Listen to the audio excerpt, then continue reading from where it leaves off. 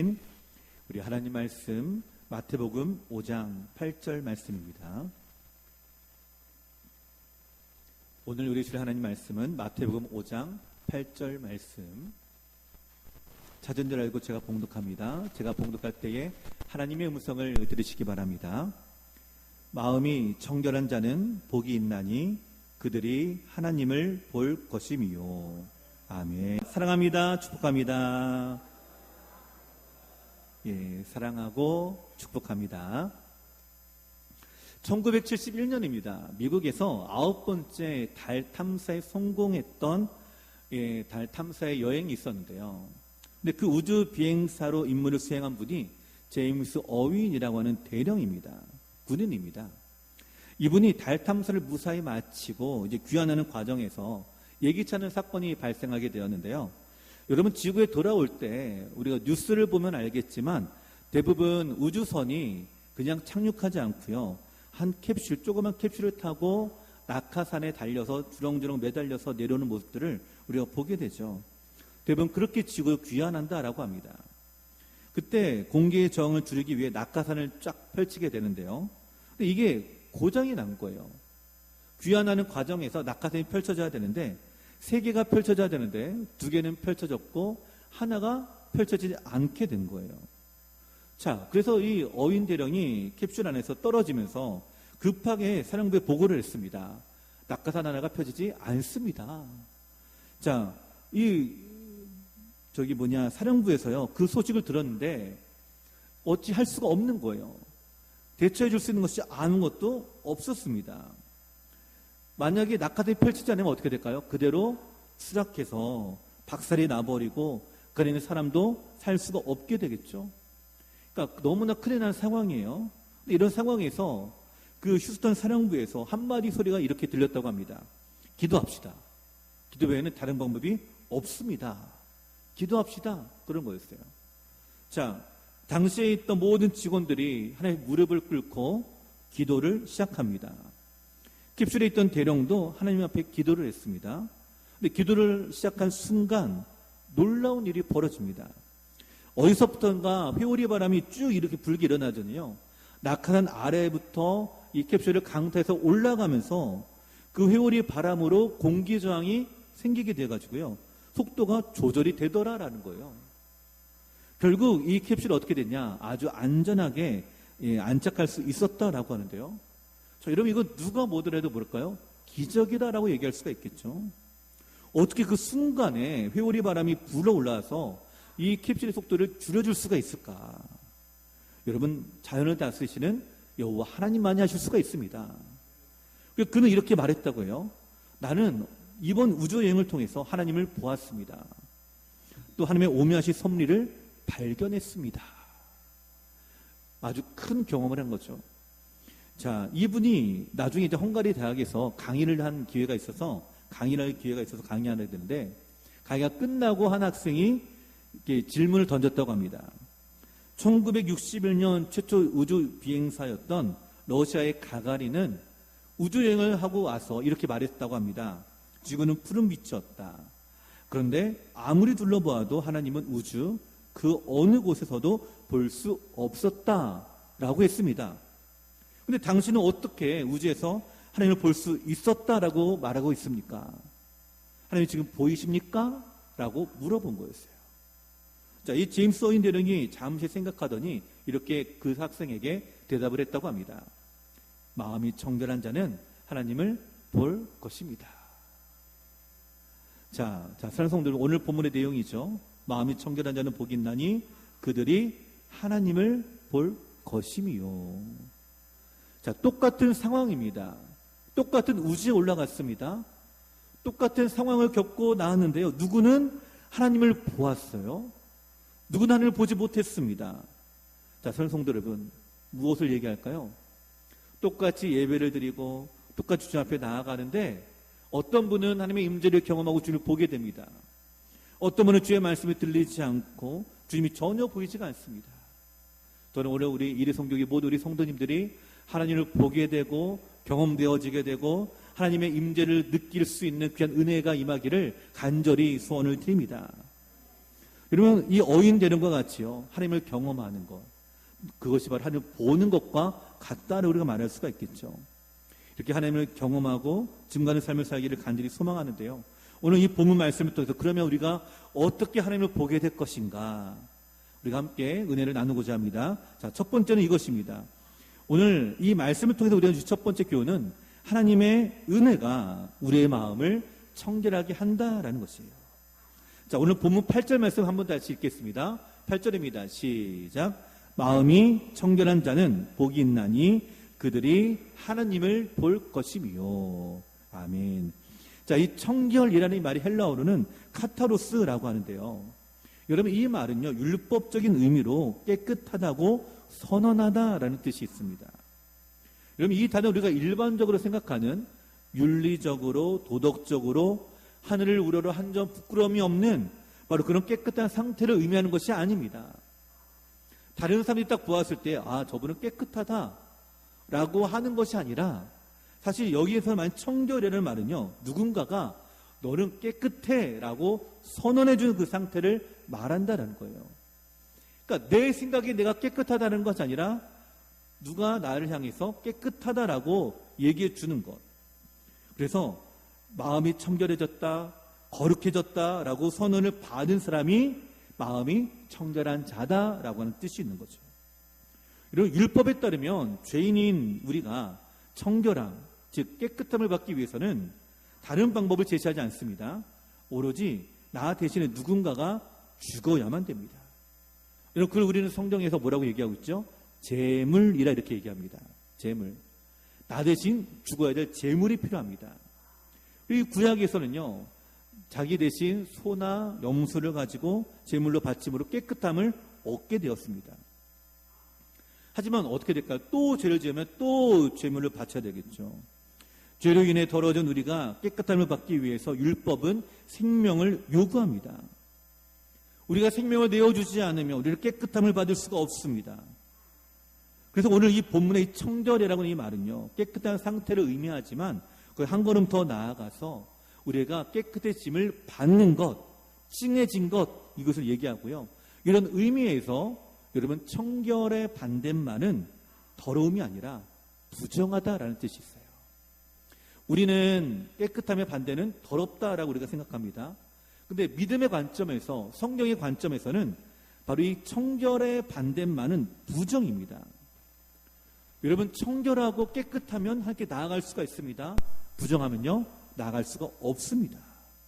하나님과 함께 할 수도 없습니다. 심지어 하나님께 기도하지도 못합니다. 여러분, 그렇게 청결이라는 것은 하나님 앞에서의 깨끗함, 바로 거룩을 얘기합니다. 구약시대에는 이렇게 하나님 앞에서 깨끗함을 얻기 위해 제사가 필요했는데요, 자, 반복적으로 했던 이 제사가 이제는 필요가 없게 되었습니다. 왜 그럴까요?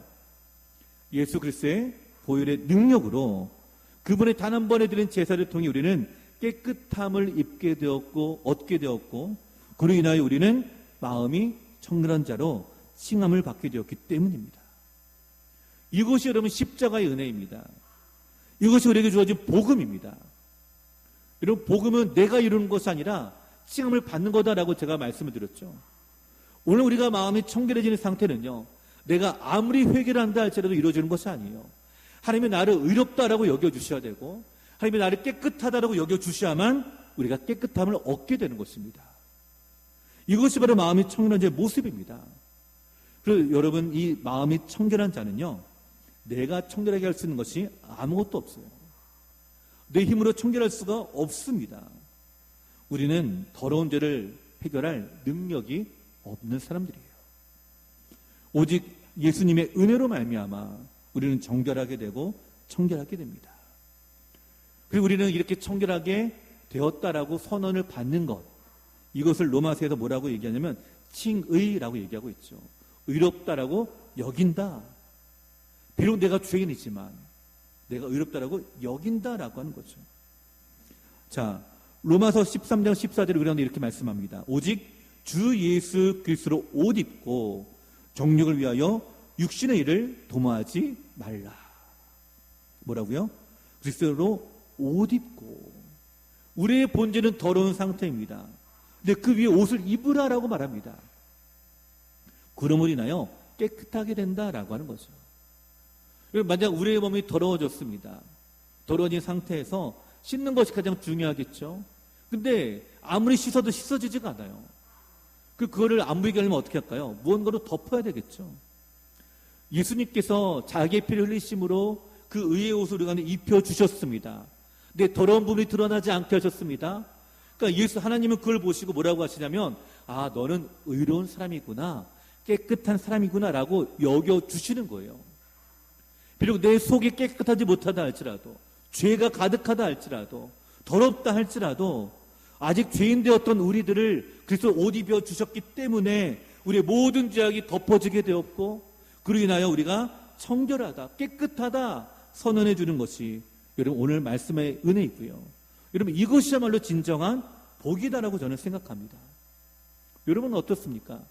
내 힘으로 아무리 박박 닦아도 닦아지지 않는 내 얼룩진 모습들, 죄악된 나의 삶들, 내 모든 더러워졌던 그 모습들을 우리 예수님이 다 덮어주시고 이제는 너는 깨끗하다라고 얘기해 주시는 그 말씀, 그 은혜는 오늘 우리로 하여금 주님 앞에 나아갈 수 있는 힘을 얻게 합니다. 그 이전에는요, 내가 이렇게 더러운데 어떻게 나아갈 수가 있을까라고 생각이 들어요.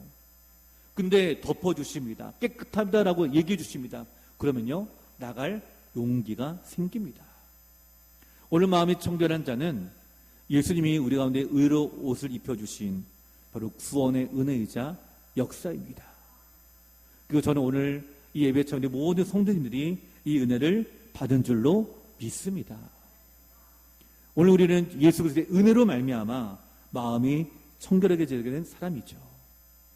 이 은혜를 우리가 입어 나가는 우리가 되기를 간절히 소원을 드립니다. 의롭다 칭해 주신 이 선포, 나를 구원해 주신 그 은혜, 우리가 이 은혜 안에 나아가 마음이 청결한 자가 되는 우리 성교교의 모든 성도님 되시기를 간절히 소원을 드립니다. 두 번째로 우리가 함께 생각할 것은 우리는 청결한 마음의 상태를 유지해야 된다라는 것입니다. 자, 우리가 구원을 받았다라고 할지라도 더러워지게 되면 아무 소용이 없겠죠. 여러분, 더러워진 옷을 입고 있는 사람은요, 거기서 더 더러워져도요, 티가 안 납니다. 근데 깨끗한 옷을 입잖아요. 조그만 그 김치국물 하나만 묻어도요, 티가 나요. 나는 의식합니다. 그리고 그것이 자꾸만 신경이 쓰입니다. 그것이 뭘까요? 내가 청결하고자 하지만 내 힘은 항상 이렇게 될 수밖에 없는 것이 우리의 모습이기도 하다라는 거죠. 그러기에 우리가 구원받은 삶을 사는 그대로 우리가 유지하는 것, 은혜로 살아가는 그 은혜를 우리가 늘 누리며 살아가는 것, 이것이 바로 오늘 복되다라고 말씀합니다. 다시 죄를 짓는 삶이 아니라 거룩한 삶, 경건한 삶, 바로 의인의 삶을 살아가는 것이죠. 여러분, 깨끗해진 그 삶이 다시 더러워진다면요, 그 더러워진 그 상태는 깨끗하다라고 할 수가 없겠죠. 오늘 우리가 사는 시대는요, 오염에 대해 심각하게 생각하는 시대입니다. 환경 오염, 공기 오염, 물 오염. 특히 우리가 최근까지도 일본과의 이런 오염 때문에 갈등을 일으켰죠.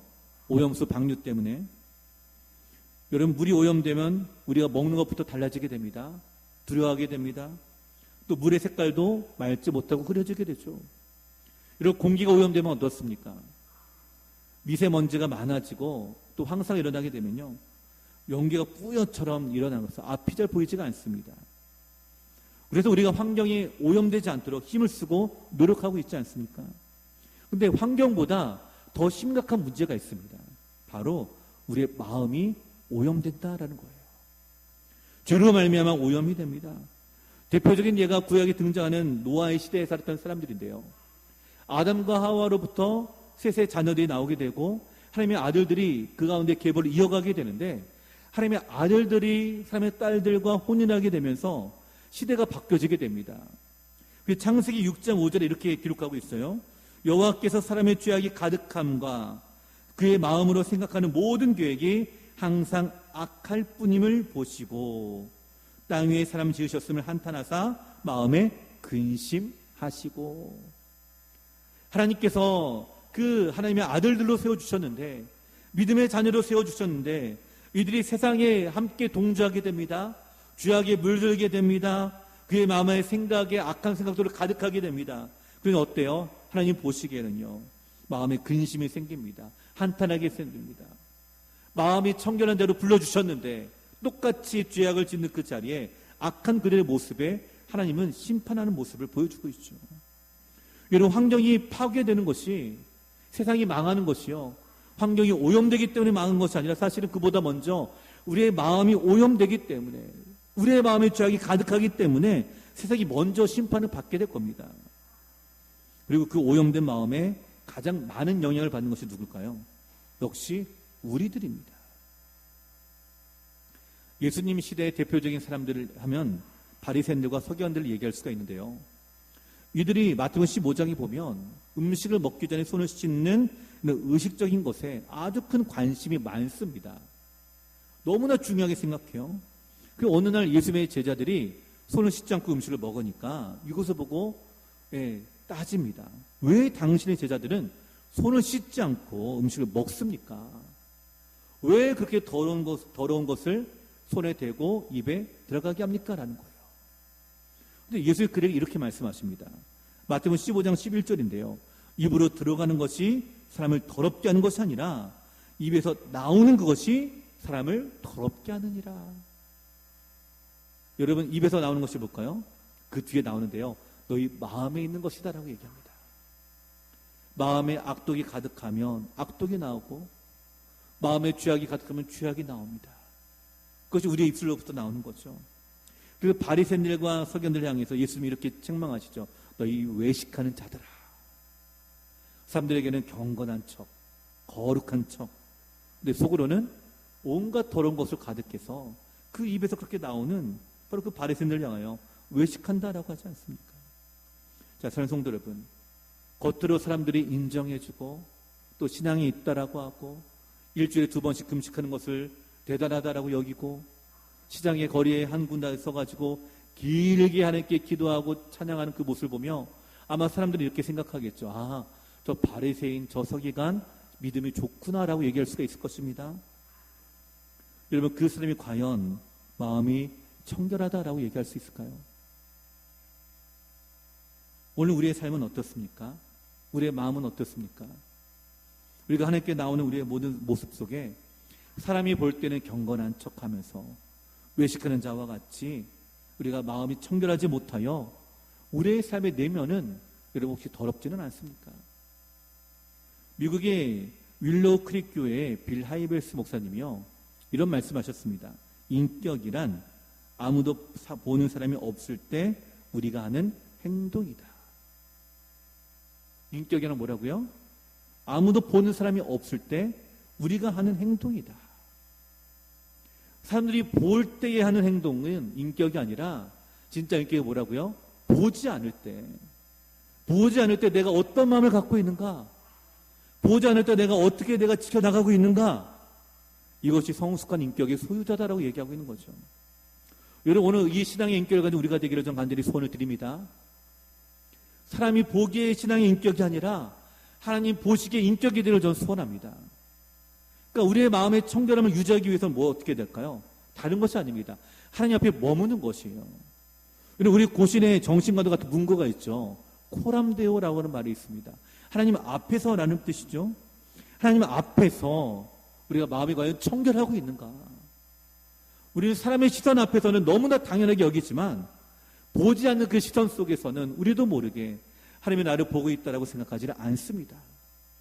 그러나 정말로 마음이 청결한 자는요, 보든 보지 않든, 사람들이 의식하든 의식하지 않든 그 중심에 주님을 향한 믿음과 사랑으로 나아가는 사람입니다.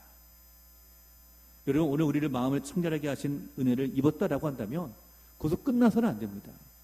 유지해야 됩니다. 여러분, 깨끗함을 유지해야 됩니다. 노력하셔야 됩니다.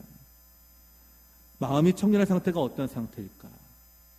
이 말씀 묵상하다가 마태복음 13장의 씨 뿌린 자의 비유가 생각이 났습니다. 그럼 이 비유 잘 아시죠? 4가지 마음밭에 뿌려진 씨를 비유로 말씀하시는데요. 씨는 하나님의 말씀이고 땅은 마음밭, 우리의 마음밭을 얘기하는데, 자, 첫 번째 심겨진 씨가 어디에 심겨졌어요? 길가에 심겨지게 됩니다. 이 길은요, 경작되지 않은 딱딱하고 메마른 땅입니다. 그러니까 씨가 아예 뿌리 자체를 내리지를 못하고 있어요. 그렇기 때문에 길가에 뿌린 씨들은 새들이 와서 전부 먹어버렸다라고 얘기하고 있죠. 하나님 말씀이 선포되어지지만 마음이 경작되지 않고 말씀이 뿌려내리지 못하고 오히려 사단에게 삼켜지게 되는 것. 말씀에 내가 듣는 것 같지만 그러나 아무런 영향을 끼치지 않는 상태가 바로 길가에 뿌려진 씨인 거죠. 그러기에 이 사람은요, 오히려 말씀을 판단합니다. 말씀을 비판합니다. 씨 뿌리는 자를 오히려 공격하게 됩니다. 사탄의 공격을 당하며 아무것도 남지 않기 때문에 그러겠죠. 두 번째 뿌려진 밭의 모습이 뭐예요? 돌밭입니다. 이런 돌밭에 뿌려진 이 씨는요, 싹이 나기는 났어요. 싹이 나기는 났는데 뿌리를 내리지는 못합니다. 강한 햇볕 때문에 싹이 타고 뿌리까지 메말라 버리게 돼요. 이 돌밭과 같은 사람은요, 믿음의 싹이 나는 것 같긴 합니다. 근데 믿음이 금방 소멸되고 없어져 버려요. 믿음이 있는 것 같은데 금방 언제 그러냐는 듯이 믿음이 사라지고 보이지가 않습니다. 돌을 걷어내지 못하면 그 마음의 말씀이 제대로 뿌리내지를 못하는 거죠. 교회에 잠깐 와서 뿌리는 내리는 것 같지만 시들어버리고 하나님을 떠나는 사람들, 의심하고 또 염려하게 되죠. 세 번째 마음밭은 가시떨기의 밭입니다. 여러분, 여기 씨가 뿌려지게 되고 싹이 납니다. 근데 가시떨기 때문에 성장하지를 못합니다. 성경은 가시떨기를 뭐라고 표현하고 있냐면 세상의 염려와 재물의 유혹이다라고 말합니다. 우리가 성장하지 못하게 된 이유가 뭐라고요? 계속해서 세상의 근심 때문에, 걱정 때문에 믿음이 성장하지 않는 거예요. 계속 가로막습니다. 가시가 계속 가로막고 있고 이 가시 때문에 믿음이 성장하지 않는 거예요. 그리고 어때요? 하나님께 가지를 못합니다. 재물에 대한 유혹은요, 하나님을 보지 못하게 합니다. 자꾸 하나님이 아니라 세상을 보게 합니다. 이렇게 생활하는 분이 우리 안에 너무나 많이 있죠. 우리 마음속에 가시를 제거해야만 열매가 기대할 수가 있는 바로 그런 마음밭이죠. 자, 네 번째 밭은요, 경작이 잘 된 좋은 땅이다라고 말하고 있고요. 씨를 뿌리니까 30배, 60배, 100배 결실을 거두게 된다라고 이렇게 말합니다. 자, 여기서 제가 묵상하면 이런 생각이 들었습니다. 자, 첫 번째 질문은 이것입니다. 좋은 땅이 어떻게 생기게 될까라는 거예요. 여러분, 처음부터 좋은 땅이 있을까요? 처음부터 좋은 땅은 없습니다. 좋은 땅으로 만드는 거예요. 어떻게 만들까요? 딱딱해진 그 땅을 곡괭이로 갈고 삽으로 퍼서 계속 땅을 가는 거예요. 경작해야 됩니다. 그 안에 있는 돌들이 생기면 어떻게 돼요? 돌을 뽑아내야 됩니다. 그 안에 자라가는 가시덤불, 잡초들을 뽑아내야 됩니다. 그렇게 해서 뭐가 되는 거예요? 좋은 땅이 되는 거예요. 그리고 사람이 처음부터 좋은 땅이 되는 사람은 아무도 없습니다. 이 과정을 다 거칩니다. 경작하고 뿌리를 뽑고 돌을 드러내고 하면서 좋은 밭이 됐을 때 비로소 30배, 60배, 100배 열매를 거두게 되거든요. 그래서 한 가지 또 질문이 있어요. 제가 좋은 땅이 되었다. 그러면 그 땅이 얼마나 유지가 될까라는 거예요. 여러분, 농사를 지어보신 분들은 알겠지만 밭을 갈고 씨를 뿌렸잖아요.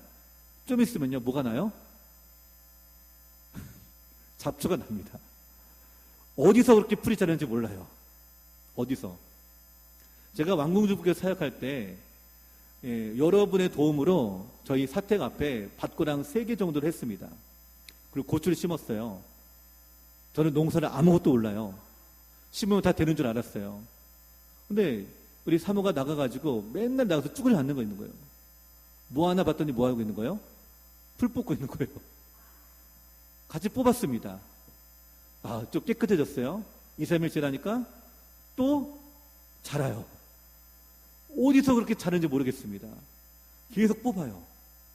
이게 무엇을 의미할까요? 그리고 좋은 밭을 유지하기 위해서는요, 그만한 힘과 노력이 필요하다는 거예요.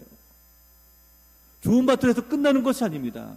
유지하기 위해서는 계속 관리를 해야 됩니다. 오늘 우리의 신앙이 바로 그와 같은 거예요.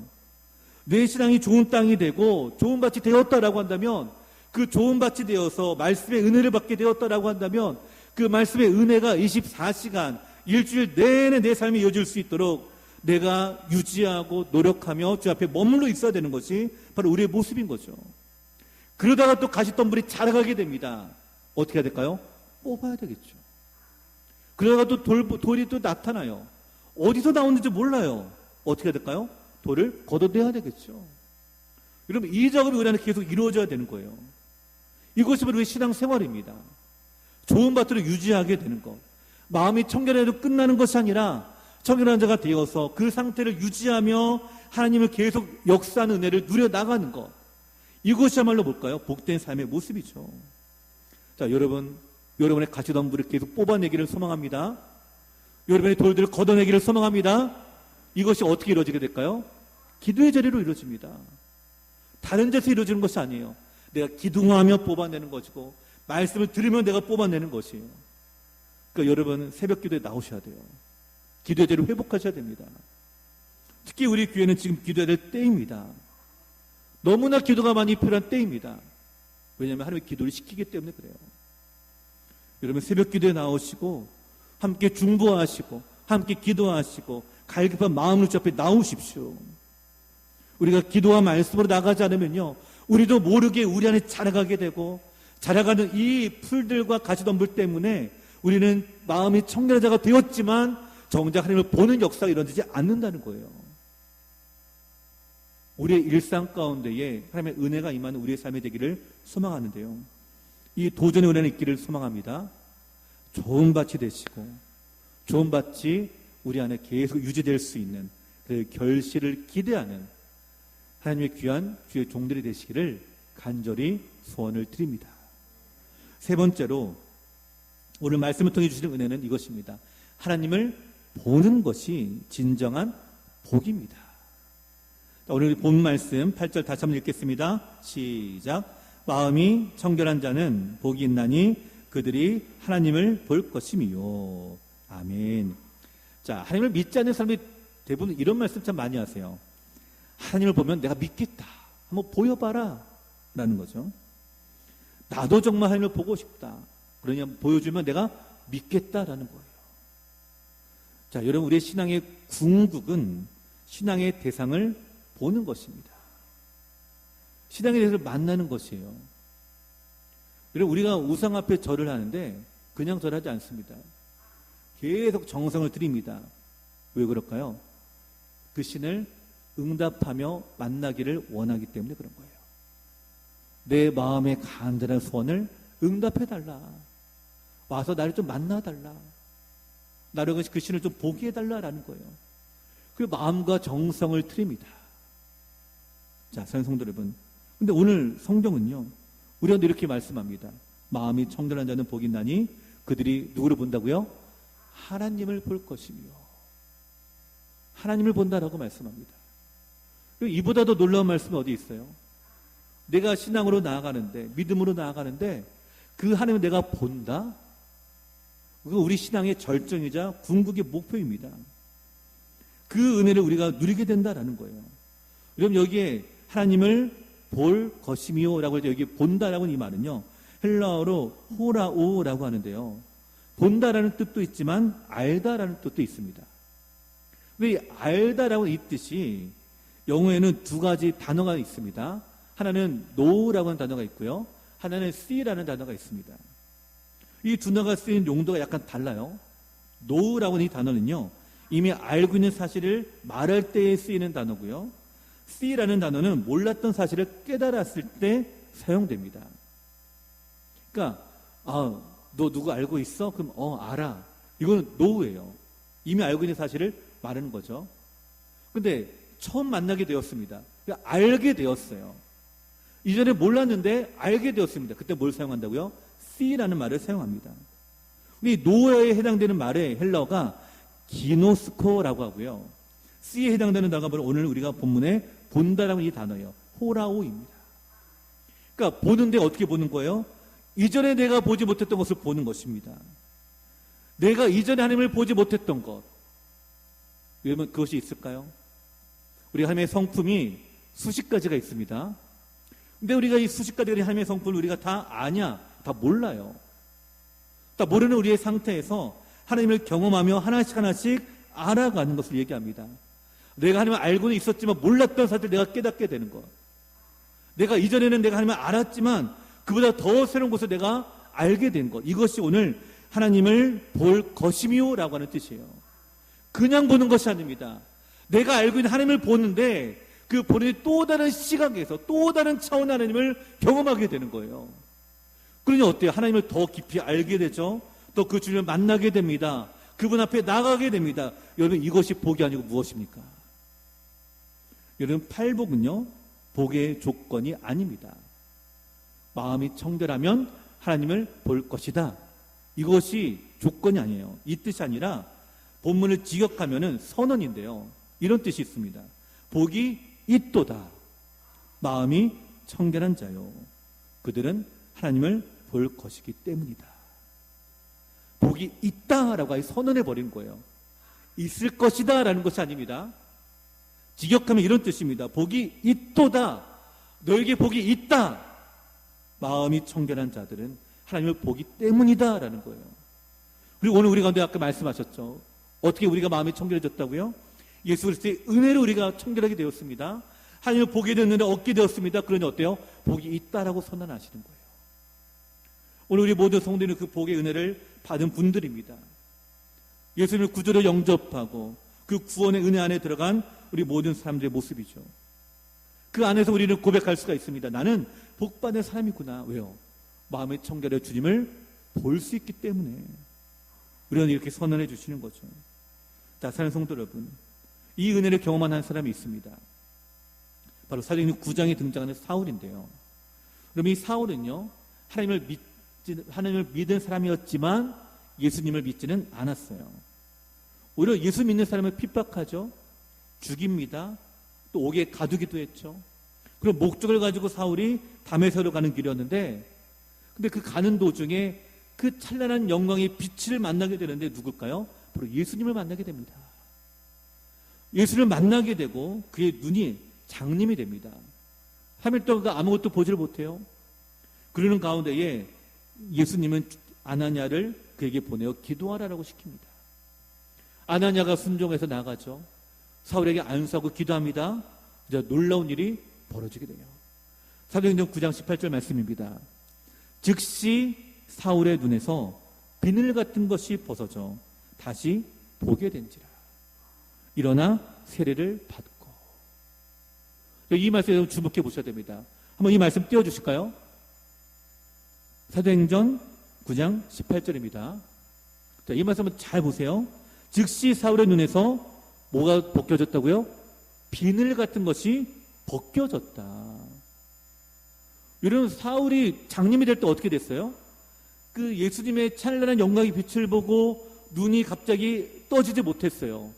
근데 기도하니까 비늘 같은 것이 벗겨지게 되더라라는 거예요. 사울 또한 굳게 닫혀있던 사울의 눈이 열렸습니다. 세상을 다시 보게 되었습니다. 근데 그냥 보게 된 것이 아니에요. 눈에 비늘 같은 것이 벗겨지고 나서야 볼 수 있게 된 거예요. 그동안은 뭐예요? 사울의 눈에 이런 것들이 끼어 있었다는 거죠. 끼어 있으니까 주님이 보이지가 않습니다. 눈에 보이지가 않아요. 근데 벗겨지게 되니까 눈이 떠지게 됩니다. 진리 대신 예수님을 보게 됩니다. 믿음을 가지게 됩니다. 일어나 세례를 받은 이유가 바로 여기 있는 거예요. 자, 사랑하는 성도 여러분, 의심하고 대적했던 더럽고 추한 사울의 마음의 비늘이에요. 이 비늘이 벗겨질 때에 사울의 마음은 청결하게 됩니다. 오늘 우리의 더럽고 추한 마음은 오직 예수 그리스도의 빛 속에서만 청결해질 수가 있습니다. 여러분, 하나님을 보는 것, 하나님을 체험하는 것, 이것이 복된 것임을 오늘 우리가 말씀하고 있는 것은, 아까도 제가 말씀을 드렸죠. 똑같은 우주를 보고 있는데 누구는 하나님을 보게 되고 누구는 하나님을 보지를 못합니다. 왜 그럴까요? 마음의 의심과 근심과 하나님을 보지 못하게 하는 비늘로 눈에 감춰지니까 보이지가 않는 것과 같은 거죠.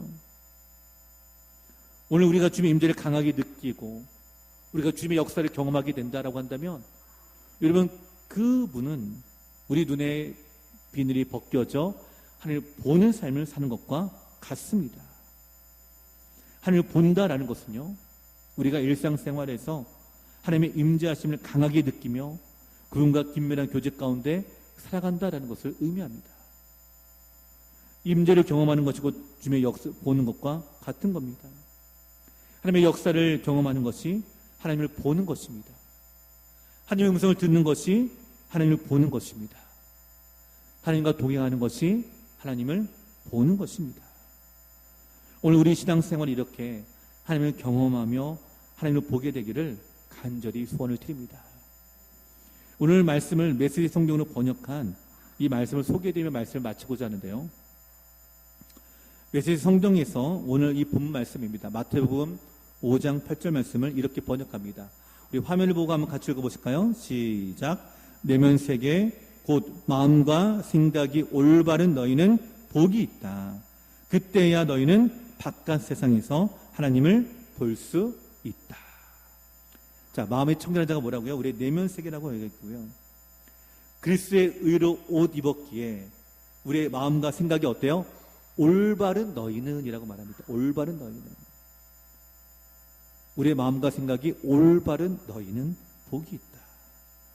여러분, 우리의 마음과 생각이 올바른 태도가 무엇이겠습니까? 우리의 마음과 생각이 올바른 상태가 뭘까요? 하나님을 향하여 나아가는 것, 말씀을 향하여 나아가는 것, 그분의 인도하심을 우리가 따라가는 것. 우리의 삶의 내면이 이와 같이 마음이 올바른 생각으로 올바른 마음을 가지게 되니까 그때야 어떻게 된다고요? 너희는 바깥 세상에서, 바깥 세상이 뭘까? 우리의 삶의 현장이죠. 하나님을 볼 수 있다라고 얘기합니다. 왜 우리가 하나님을 보지 못할까요? 올바른 생각이 아니라 다른 생각의 비늘이 우리 안에 덮여졌기 때문에 그렇습니다. 사울의 눈처럼 가려졌기 때문에 보지를 못합니다. 올바르지 못한 우리의 생각이었죠. 우리의 마음이었죠. 우리의 신앙이었습니다. 오늘 우리가 이 말씀을 우리 마음에 받아들이며 우리의 생각과 마음이 주님 앞에 올바른 방향으로 나아가고 올바른 청결한 마음이 되어서 우리의 삶의 현장에서 하나님을 보게 되는 우리가 되기를 간절히 소원을 드립니다. 마음의 청결자로 선언받은 우리들입니다. 선언받은 그 은혜를 받은 자가 되어서 이제는 우리의 생각과 마음이 올바른 방향으로 나아가고 하나님이 기뻐하시는 방향에 향하는 그 삶을 통해서 우리의 일상에서 하나님을 경험하고 보게 되며 그분과 함께하는 복을 살아누리는 저 우리 성도 여러분 되시기를 간절히 축원을 드립니다. 저희 말씀 교학과 함께 찬양 드리겠습니다. 함께 찬양 드릴 때에 이 찬양 가사가 이렇게 나옵니다. 세상의 유혹 시험이 내게 몰려올 때에 나의 힘으로는 그것들 모두 이길 수 없네. 거대한 폭풍 가운데 위축된 나의 영혼 어찌할 바를 몰라 헤매고 있을 때 우리가 세상의 모든 염려와 근심들로 내 눈이 가려지게 되면 이렇게 됩니다. 그러나 우리 눈의 비늘이 벗겨지기를 소망합니다. 하나님을 찬양하게 되기를 원합니다. 그래요 지금도 내 안에서 역사하시는 사망과 어둠의 권세를 물리치신 예수님을 볼 수 있는 우리 믿음이 되게 하여 주옵소서. 이 소망하는 마음을 가지고 함께 찬양하며 고백합니다. 세상의 유혹 시험이 내게 몰려올 때에 나의 힘으론 그것들 모두 이길 수 없네. 거대한 폭풍 가운데 위축된 나의 영혼 어찌할 바를 몰라 헤매이고 있을 때 주를 찬양 주를 찬양 손을 들고 찬양 전쟁은 나에게 속한 것 아니니 주를 찬양 손을 들고 찬양 전쟁은 하나님께 속한 것이니 그제 다시 일어나서 함께 찬양합니다. 거짓과 속임수로 가득 찬 세상 어디로 갈지 몰라 어디로 갈지 몰라 머뭇거리고 공중의 권세 잡은 자 공중의 권세 잡은 자 지금도 우리 실패와 절망으로 실패와 절망으로 넘어뜨리려 할 3절입니다. 주위를 둘러보면 아무도 믿음의 눈을 들면 믿음의 눈 보이는 분 계시네. 보이는 분 계시 지금도 내 안에서 역사하고 계시네. 마음과 어둠의 권세 물리치신 예수님 주를 찬양 손을 들고 찬양 전쟁은 나에게 속한 것 아니니 주를 찬양 손을 들고 찬양 전쟁은 하나님께 속한 것이 오늘 손을 들고 찬양합니다. 주를 찬양 손을 들고 찬양 전쟁은 나에게 속한 것 아니니 주를 찬양 손을 들고 찬양 전쟁은 하나님께 속한 것이니. 우리 함께 같이 기도할 때에 하나님 오늘 내 눈에 가려진 그늘이 내 눈에 가려진 비늘이 벗어지게 하시고 하나님을 보게 되는 은혜를 얻게 하시며 하나님의 역사를 경험하는 내 일상이 되게 하여 주옵소서. 우리 주님께 오늘 같이 기도합니다. 주여 살아계신 아버지 하나님 오늘 우리가 마음이 청결하여 주님의 얼굴을 보게 되는 우리의 삶이 되기를 간절히 소원합니다. 내 눈에 주님이 보여주기를 소원합니다. 내 눈에 우리가 주님을 경험되어지기를 원합니다. 아버지여 의심과 걱정과 절망과 여러 가지 상황으로 인하여 내 눈을 가리게 하며 아버지 내 눈에 쓰여진 비늘들이 이제 아버지 벗어지게 하여 주옵소서. 맑은 눈으로 주를 보게 인도하시고 아버지 청결한 마음으로 주를 보게 인도하시고 믿음의 눈으로 주를 바라보며 아무도 없는 듯하지만 내 안에 지금도 역사하시는 우리 주님을 우리가 보고 발견하며 오늘 아버지를 우리가 믿음으로 나아가는 우리 모든 성도들이 되어질 수 있도록 은혜를 더하여 주시기를 원합니다. 그리고 우리 모든 삶의 문제를 가운데 주의 은혜로 함께 하시고 주의 영광으로 나타나게 인도하시고 하나님의 임재를 우리가 누리며 살아가는 믿음의 삶이 되게 하여 주시옵소서. 오늘 우리 안에 역사하시는 주님을 보게 인도하시고 아버지 내 삶의 모든 문제들이 나에게 속한 것이 아니라 주께 속한 것인 줄 믿고 우리가 주님을 바라보는 믿음의 눈이 생기는 아버지 우리의 모든 성도들 되게 하여 주시옵소서. 이 은혜로 나아가 오늘 우리가 주의 영광을 보게 되며 하나님의 나라가 우리 가운데 임하는 것을 보게 하여 주시옵소서.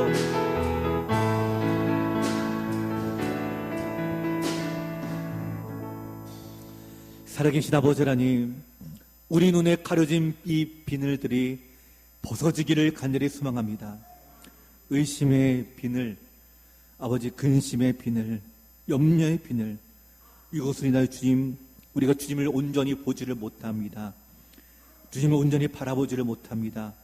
주를 불쌍히 여겨주시고 우리가 다시 주 앞에 기도하며 나갈 때에 우리 눈에 이 비늘들이 벗어지며 주님을 보게 인도하시고 그 주 앞에 나가게 하시고 우리의 일상의 바깥 세상 우리 일상의 삶의 현장에서 하나님을 보게 되는 은혜를 누리게 하여 주시옵소서.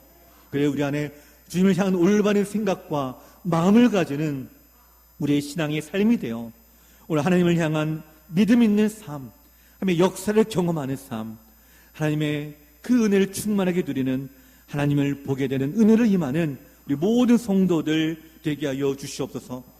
병상의 자리에서 주님을 보기를 원합니다. 자녀를 통하여 주님을 보기를 원합니다. 내 삶의 현장에서 주님을 보기를 원합니다. 우리 사업장에서 주님을 보기를 원합니다. 아버지 우리의 모든 염려의 자리에서 주님을 보기를 원합니다. 주여 우리 가운데 임하시고 우리 가운데 함께하여 주시어서 믿음으로 주 앞에 나아가 믿음의 결실을 거두는 우리 모든 성도들 되게 하여 주시옵소서. 살아계신 예수님 이름으로 간절히 기도하옵나이다. 아멘. 주의 복을 받겠습니다.